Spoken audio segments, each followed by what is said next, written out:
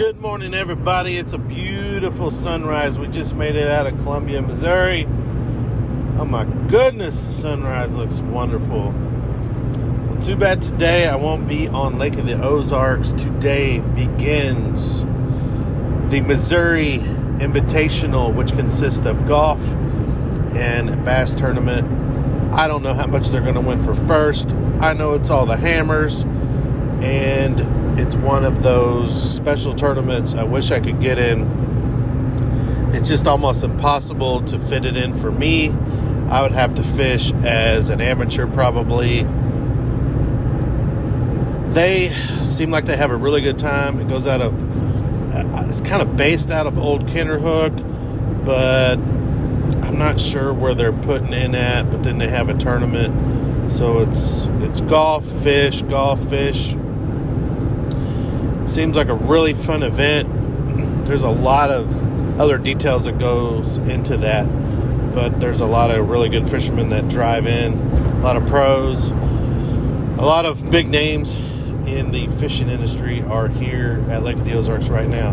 The fishing has been sort of hit and miss, but I did figure something out this week.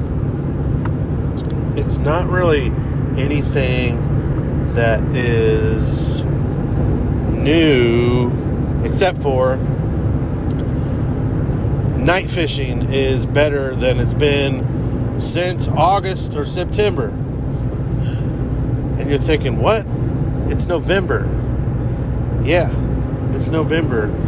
And the water temperature is still 62 degrees. The only place I fished this week is the Glaze, so I don't know anything about the Gravois and the Niangwas and the big up the Osages and etc. So this report is strictly the Glaze from PB2 to about Army Rec. It's not, didn't venture away from there. It was pretty good. But the best bite for me is from dark until about 8 o'clock at night. And there's a lot of factors that go into that. So we've had very warm days and warm nights still for this time of year. The shad are up on the rocks, but not every rock. You got to have really, really big, bluffy rocks. The more algae and green stuff on them, the better. And then pick your topwater of choice. I've been throwing a Buzzbait. So let's talk about Buzzbaits real quick. We've got a lot of choices for buzzbaits across the market. One of the most famous ones around here especially is the Crocodigator Head Knocker. You've got ones with skirts on them. You got the half ounce. You got the 3/4 ounce, which is sort of hard to find a 3/4 ounce buzzbait. I like it. It's got a big blade on it. You can make a lot of noise. I tend to throw that when it's really windy and you know the big ones are up there eating. The best one for me this week, though, would be a toss-up between the Crocodigator and the Teckler, which you can get those at Fitz's. They're a little bit more expensive for the Teckler, but it's kind of like the old Squeaky Dolphin that Reaction Innovations had. You can make it squeak or you can make it clack or do both and in between. So there's a rivet. Well, it's not a rivet. I don't even know what you call it. It's a sort of like a nut. There's two nuts in the middle of the blade that you can adjust up and down. Now, when you get it with Teckler out of the package, it's pretty much ready to go.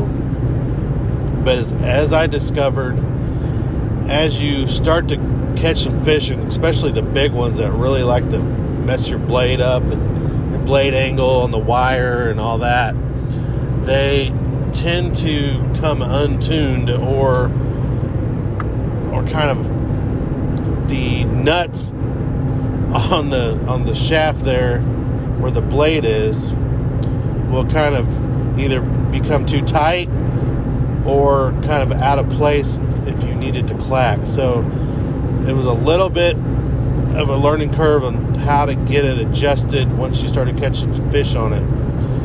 The hook on it is a little bit longer. It's got a, I don't know if you would call it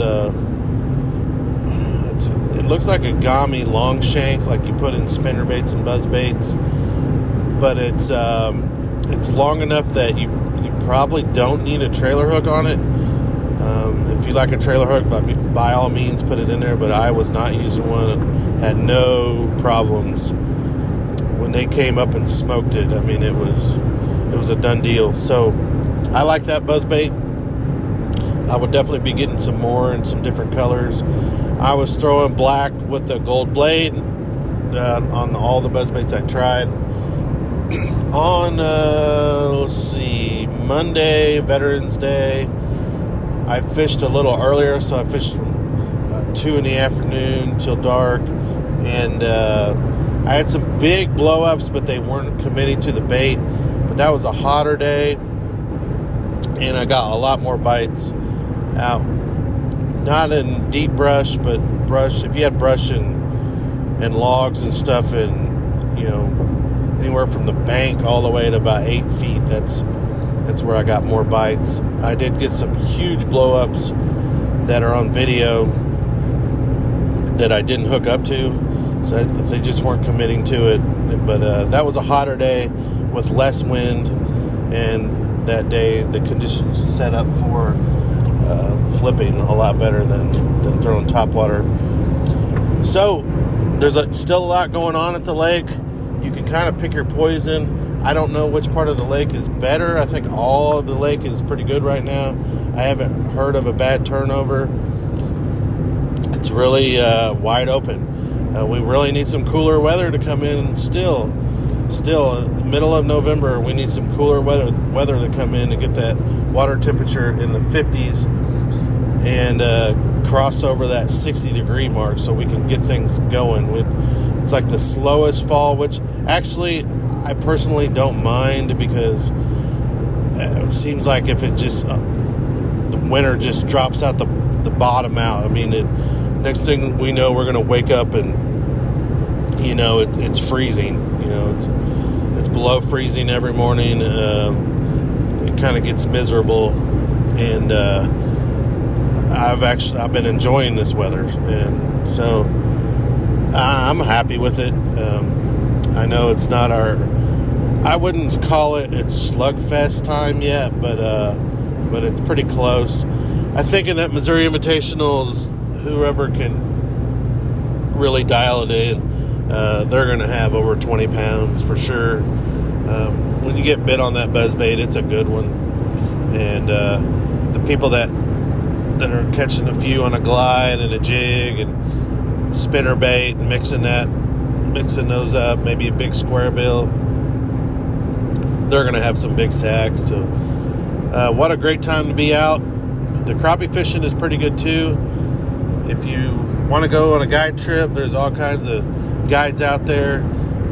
I would definitely call Corey Cook or Michael Harlan or Justin or Jeff Hoots, James Dill, Casey, all of them. They've probably got more trips opening up because it's deer season. So if you're not a deer hunter, come down to the lake. I would guess that between now and Thanksgiving will probably be some of the best times to be on Lake of the Ozarks for the entire year. So definitely come down and go fishing. There's lots of tackle in the stores. Definitely not a shortage there.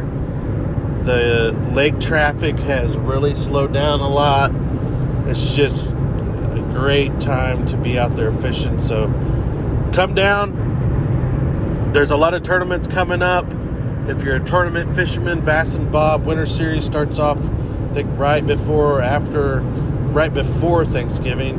I think the 24th is the first tournament. It's got a different format this year. Don't crucify me if I'm wrong here. I'm just going off the top of my head. But I believe you can take off from anywhere. You'll have to check the start time. And then weigh in at PB2. So that's way different than years before. You can also use the Alabama rig which is also different than years before. I'm back and forth on that thing because I grew up just jerkbait fishing in the winter, jerkbait jig. That's pretty much it. Maybe drag a chompers, but throwing the A-rig in there, it will bring more people, and you will have another tool, just another tool in your toolbox to throw. So I'm not completely against it, but the problem with the A-rig is when they're biting it, you have to throw it. So, it depends on how you look at it. It pretty much eliminates every rod. All the other rods in my box, I'll just be A-rigging the whole time. It's not always that easy, though. There's days where they get on the jig.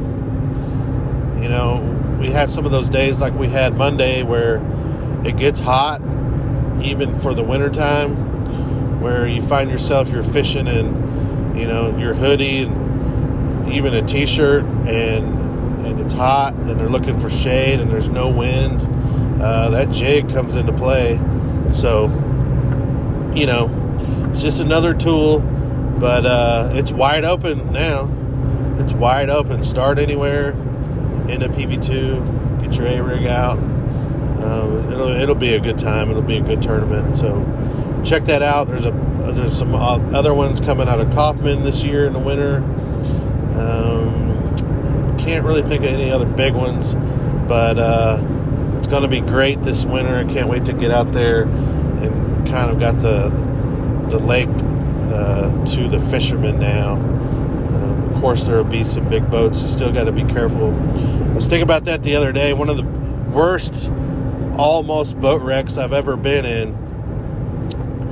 There was nobody on the lake, and I was cruising down by the toll bridge, and I hit a big cruiser wake that I didn't see because there was no one on the lake, and I was paying attention, but it was just kind of an out of the nowhere deal, and I launched that thing, and I pulled my kill switch because it threw me out of the seat so much. So you can still get in an accident in the winter when there's nobody around.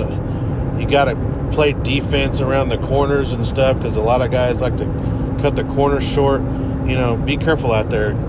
I watch people almost hit each other driving around corners all the time. It's kind of silly, really.